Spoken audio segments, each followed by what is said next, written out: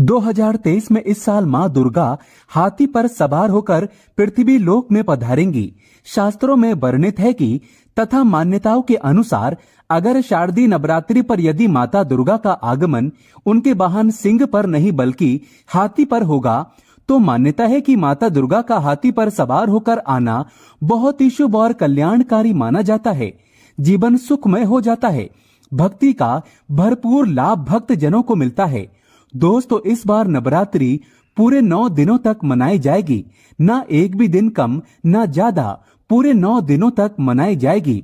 माँ शेरोवाली की विशेष रूप से पूजा आराधना की जाएगी। शारदीय नवरात्रि का महापर्व इस बार 2023 में 15 अक्टूबर दिन रविवार से शुरू होकर 23 अक्टूबर सोमवार के दिन समाप्त होंगे। ऐसे में शारदीय नवरात्रि पर माता दुर्गा की कृपा पाने के लिए कलश स्थापना का शुभ मुहूर्त है 15 अक्टूबर को दिन में 11:44 से दोपहर 12:30 तक कलश स्थापना का शुभ मुहूर्त रहेगा। दोस्तों, नवरात्रि में क्या नहीं खाना चाहिए और कौन सा फल खाना आवश्यक है और क्या नहीं पीना चाहिए, आज हम विस्तार से आपको बताएंगे। दोस्तों, शास्त्रों के अनुसार बताए गए व्रत चाहे किसी भी प्रकार के क्यों न हो, उनसे जुड़े पालनों का नियम करना अति आवश्यक माना जाता है, क्योंकि जो मन के मुताबिक किया जाए वो संघर्ष नहीं कहलाता।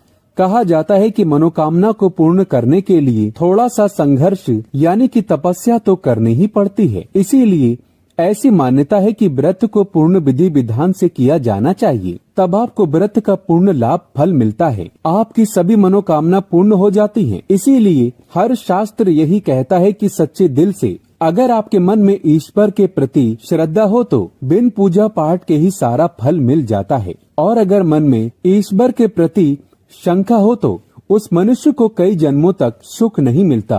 भागवत गीता में भगवान श्री कृष्ण ने स्वयं कहा था, जो मनुष्य सच्चे हृदय से ईश्वर को पुकारता है तो उसका नाता उस शक्ति से जुड़ जाता है जिसे आपने सच्चे हृदय से पुकारा था। इसीलिए भगवान भी कहते हैं कि सच्चे हृदय से ही ईश्वर को पुकारें तो वो आपकी हर मनोकामना पूर्ण करते हैं। कई लोग ऐसे हैं जो भगवान के सामने घंटों पूजा पाठ करते हैं तथा रोते हैं, फिर भी भगवान उनकी कभी नहीं सुनता। दरअसल जब आप सच्चे मन से ईश्वर को पुकारते ही नहीं हैं, तो भला वो आपकी पुकार कैसे सुनेंगे। दोस्तों, ये तो थी वो बातें जो भक्त और भगवान के बीच की हैं।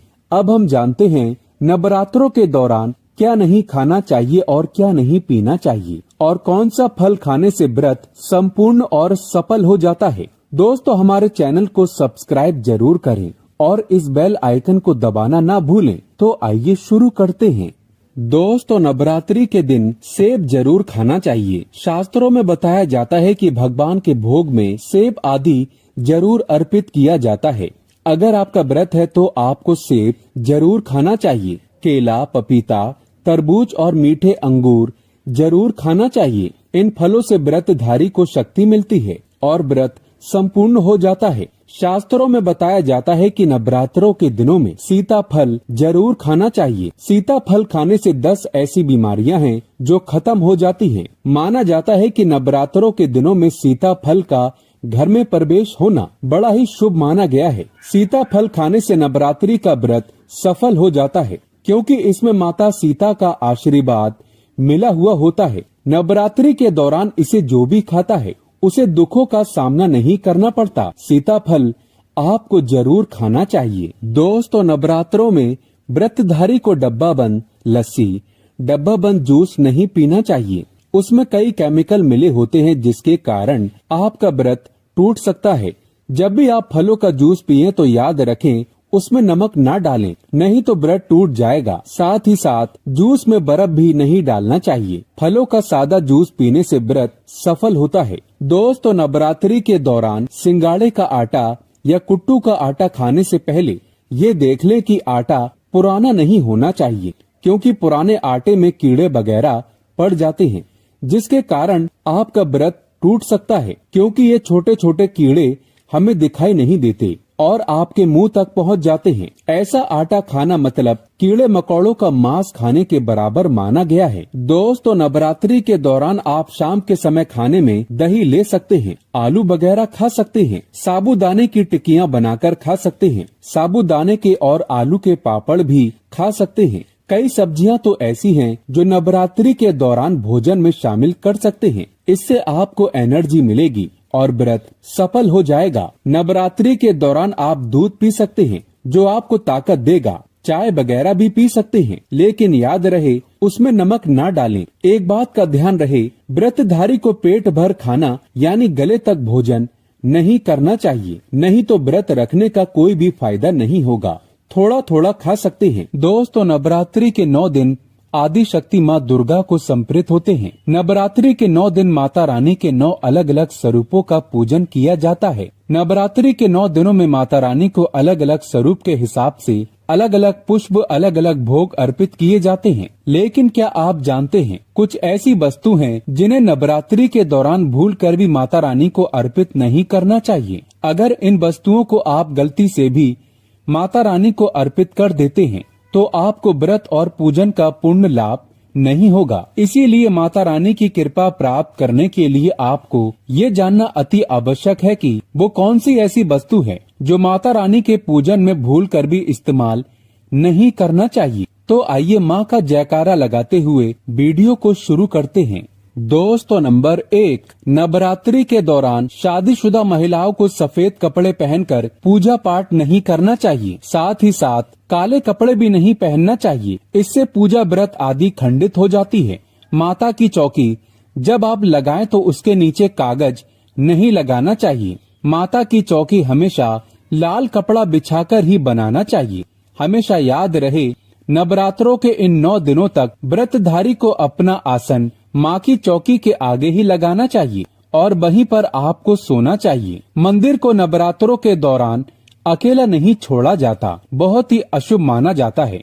इससे दुर्गा माता नाराज हो जाती है और हमेशा के लिए चली जाती है। दोस्तों, नंबर 2, नारियल। हिंदू धर्म में नारियल को समृद्धि, धन, श्रद्धा और सम्मान का सूचक माना जाता है। नारियल को श्री फल भी कहा जाता है। नारियल को सुख समृद्धि में वृद्धि करने वाला माना जाता है। नारियल का हर मांगलिक कार्य में विशेष महत्व होता है। जैसे कि आप सभी जानते हैं कि माता रानी के कई मंदिरों में नारियल से बलि भी दी जाती है और माता रानी के पूजन में नारियल का इस्तेमाल हम सभी करते हैं। खासकर कलश की स्थापना नारियल रखकर ही की जाती है। माता रानी के पूजन में हम नारियल इस्तेमाल करते समय कुछ गलतियां कर बैठते हैं। दोस्तों, नारियल कई प्रकार के होते हैं। एक हरा, दूसरा सूखा जिसके अंदर पानी होता है। जिस नारियल के अंदर पानी होता है, माता रानी के पूजन में सदैव पानी वाला और जटा वाला नारियल ही इस्तेमाल करें। नारियल का पूर्ण होना चाहिए। नारियल चटका हुआ या टूटा हुआ नहीं होना चाहिए, क्योंकि साबुत नारियल ही पूर्ण और पवित्रता का प्रतीक होता है। साबुत नारियल ही सुख समृद्धि का प्रतीक होता है। साबुत नारियल को ही श्रीफल यानी कि माँ लक्ष्मी का फल कहा जाता है। नवरात्रि में माता रानी के कलश की स्थापना करते समय जटा वाला यानी पानी वाला नारियल ही कलश पर स्थापित करना चाहिए। साथ ही ये ध्यान रखना चाहिए कि नारियल को सदैव कलश के ऊपर लेटाकर रखना चाहिए। घट स्थापना करते समय कभी भी नारियल को खड़ा करके नहीं रखा जाता। नारियल को सदैव लेटाकर कलश के ऊपर रखा जाता है। साथ ही नारियल को स्थापित करने से पहले आप नारियल को लाल कपड़े में लपेटकर उस पर और फिर लाल चुंदरी उड़ाकर आप नारियल को कलश के ऊपर स्थापित करें। शास्त्रों के अनुसार कलश के ऊपर जब सही तरीके से नारियल रखा जाता है और सही प्रकार का नारियल रखा जाता है, तभी ही व्रत और पूजन का पूर्ण फल प्राप्त होता है। ये भी ध्यान रहे कि महिलाएं माता रानी को नारियल अर्पित तो कर सकती हैं, लेकिन कभी भी माता रानी के सामने नारियल को भूल कर भी ना तोड़ें, क्योंकि नारियल बीज रूप होता है और स्त्रियां बीज रूप से ही शिशु को जन्म देती हैं। इसीलिए कभी भी महिलाओं को नारियल नहीं तोड़ना चाहिए। दोस्तों, नंबर 3, लौंग। लौंग हम सभी माता रानी के पूजन में इस्तेमाल करते हैं, लेकिन लौंग का इस्तेमाल करते समय एक बहुत बड़ी गलती कर बैठते हैं। हमेशा ध्यान रखना चाहिए कि माता रानी को सदैव फूल वाली लौंग ही अर्पित करना चाहिए। जिस लौंग के ऊपर फूल नहीं होता या फिर जिस लौंग के पीछे लकड़ी की डंडी नहीं होती, उसको आप माता रानी के पूजन में भूल कर भी इस्तेमाल न करें। फूल वाले लौंगों को ही पुण्य माना जाता है और माता रानी के पूजन में कोई भी अपूर्ण वस्तु, कोई भी खराब वस्तु या टूटे हुए अक्षत इस्तेमाल नहीं करना चाहिए। इसीलिए सदैव माता रानी के पूजन में फूल वाली लौंग का ही इस्तेमाल करें। दोस्तों, नंबर 4, तुलसी के पत्ते अर्पित नहीं करने चाहिए। माँ दुर्गा के पूजन में तुलसी पत्र का इस्तेमाल करना वर्जित माना जाता है। तुलसी पत्र के अलावा आंवला भी माता रानी को अर्पित नहीं करना चाहिए और दुर्वा भी माता रानी को अर्पित नहीं करना चाहिए। दुर्वा भगवान श्री गणेश को अति प्रिय है। नवरात्रि में आप भगवान गणेश को दुर्वा अर्पित कर सकते हैं। भगवान विष्णु जी को तुलसी के पत्ते अवश्य अर्पित कर सकते हैं, लेकिन माता रानी को भूल कर भी तुलसी के पत्ते या दुर्वा अर्पित न करें। माता रानी को सफेद फूल भी अर्पित न करें। माता रानी को सदैव लाल रंग के फूल अर्पित करने चाहिए।